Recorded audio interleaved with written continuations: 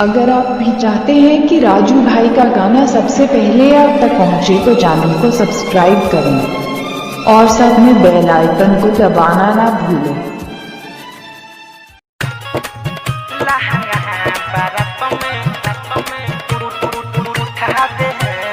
ऐसे ही गाने सुनने के लिए चैनल को सब्सक्राइब करें और बेल आइकन को दबाना ना भूलें और वीडियो को लाइक कर देना। गजब के महल हो सब चाहे लछुअल गाल हो, हम हई गजब के महल हो सब चाहे लछुअल गाल हो।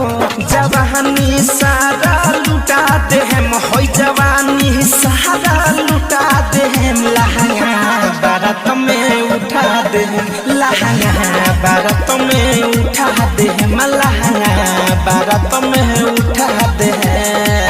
7800634396 राजू भाई राजा जी, राजा जी, भाई राजा जी। बारात में उठा दे हैं। केहू के याजू कर बना महाना, कोरा धल महफिल के दीवाना, केहू के याजू कर बना महाना, कोरा धल महफिल के दीवाना। सबके जियारा चुराते हैं, सबके जियारा चुराते हैं, लहंगा बारात में उठा दे हैं, लहंगा बारात में उठा दे हैं। कांटेक्ट करने के लिए डायल करें mobile number 95 65 71 33 96 33 96। I love you Raju Raja. Brijesh Dhar कंधन जदे नि छूट हो, फिरोज फिरिए में मजा लू लूट हो।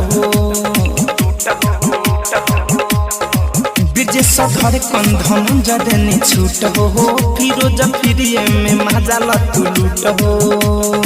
राउटी में गरदा उड़ा दे हम, उठवा के जहाँ हम पिया दे हम, लहंगा बारात में उठा दे हम, लहंगा बारात में 9565713396।